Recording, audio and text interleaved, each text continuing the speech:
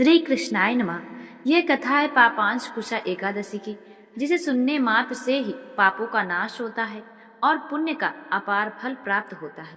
शास्त्रों में कहा गया है कि जो भी इस कथा को श्रद्धा और मनोयोग से पूरा सुनता है, उसके जीवन के समस्त पापों का नाश हो जाता है, स्वर्गलोक का लाभ मिलता है और अंत में मोक्ष की प्राप्ति होती है। ध्यान रहे, इस कथा को बीच में अधूरा छोड़ना पापदायी है, इसलिए इसे आरंभ से अंत तक सुनना पुण्यदायी माना गया है। बहुत समय पहले महाभारत के प्रसंग में युधिष्ठिर महाराज ने भगवान श्री कृष्ण से पूछा, हे प्रभु, मनुष्य पाप और दुखों से ग्रसित है, क्या कोई ऐसा उपाय है जिससे उसके जीवन के पाप नष्ट हो जाए और आत्मा को शांति मिले? तब भगवान श्री कृष्ण ने अत्यंत गंभीर स्वर में कहा, हे राजन, अश्विन मास के शुक्ल पक्ष की एकादशी को पापांशकुशा एकादशी कहा जाता है। यह एकादशी सभी पापों पर अंकुश लगाने वाली है। जो भक्त इस व्रत को श्रद्धा पूर्वक करता है और कथा को सुनता है, उसके जन्म जन्मांतर के सारे पाप नष्ट हो जाते हैं। भगवान श्री कृष्ण ने युधिष्ठिर को एक कथा सुनाई। प्राचीन काल में एक नगर था, जहाँ वत्सराज नामक एक धनी पुरुष रहता था। उसके पास धन दौलत की कोई कमी नहीं थी, लेकिन उसका जीवन दुख और अशांति से भरा हुआ था। उसका पुत्र दुराचारी था और पत्नी कठोर वाणी बोलती थी और घर में कलह और कलुष बना ही रहता था। वत्सराज ने अनेक उपाय किए, तंत्र मंत्र करवाए, दान दक्षिणा दी, लेकिन शांति कहीं नहीं मिली। एक दिन नगर में एक वृद्ध महात्मा आए। उन्होंने वत्सराज से कहा, हे पुत्र, तेरे दुख का कारण तेरे जीवन के पाप हैं। यदि तू पापांशकुशा एकादशी का व्रत कर ले तो तेरे जीवन के सारे दुख समाप्त हो जाएंगे। वत्सराज ने उनकी बात मानी। 10वीं तिथि को केवल सात्विक भोजन किया, ब्राह्मणों को भोजन कराया और एकादशी के दिन प्रातः स्नान कर संकल्प लिया। उसने भगवान पद्मनाभ विष्णु की पूजा की, तुलसी दल और पुष्प अर्पित किए, दीप जलाया और कथा का श्रवण किया। पूरे दिन उसने उपवास रखा और रात भर भजन कीर्तन में लीन रहा। जब द्वादशी का दिन आया, उसने समय पर पारण किया। आश्चर्य की बात यह हुई कि उसके घर से कलह समाप्त हो गई। पुत्र सन्मार्ग पर चल पड़ा, पत्नी के स्वभाव में मधुरता आ गई और घर परिवार में सुख शांति का वातावरण बन गया। यह देखकर नगर के अन्य लोग भी यह व्रत करने लगे और सबके जीवन में सुख और समृद्धि का वास हो गया। इसी प्रकार एक दूसरी कथा भी सुनाई जाती है। एक निर्धन स्त्री थी, माधवी। उसका जीवन अभाव और कष्टों से भरा हुआ था। पति बीमार रहता और घर में अन्न का अभाव था और समाज में उसे अपेक्षा मिलती थी।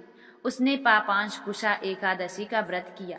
10वीं को उसने एक बार सात्विक भोजन किया और एकादशी को निर्जल उपवास रखकर पूरे मन से भगवान विष्णु का ध्यान किया। रात्रि को जागरण किया और अगले दिन पारण कर व्रत का पूर्ण किया। परिणाम यह हुआ कि उसके पति का स्वास्थ्य सुधर गया, घर में अन्न धन का आगमन हुआ और उसके जीवन के कष्ट दूर हो गए।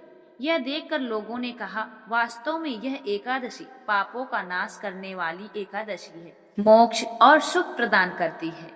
भगवान श्री कृष्ण ने युधिष्ठिर को समझाते हुए कहा, हे राजन, इस एकादशी का व्रत करने से मनुष्य को स्वर्ग लोक के समान पुण्य मिलता है। इसके फल से मनुष्य के जीवन के सभी दोष मिट जाते हैं और आत्मा पवित्र होकर भगवान के धाम को प्राप्त करती है। जो इस कथा को श्रद्धा पूर्वक सुनता है या सुनाता है, उसका जीवन पवित्र होता है। इस व्रत की विधि भी विशेष है। 10वीं के दिन केवल एक बार सात्विक भोजन करना चाहिए और रात में ब्रह्मचर्य का पालन करना चाहिए।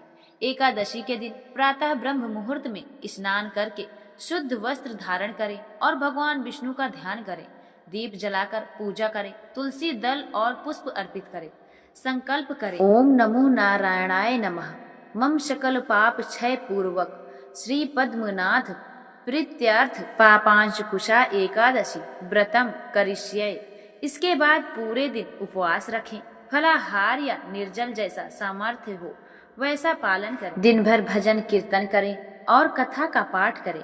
इस दिन विशेष रूप से मंत्र जप का महत्व है। भगवान विष्णु का यह महामंत्र अवश्य जपना चाहिए।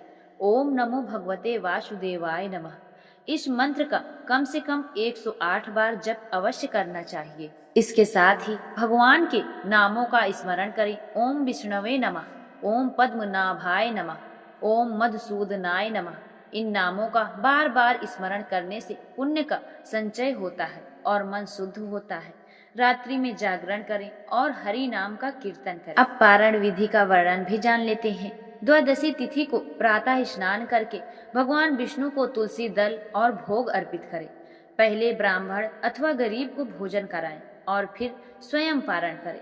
पारण का समय निकल जाने पर व्रत अधूरा माना जाता है, इसलिए समय पर पारण करना अनिवार्य है।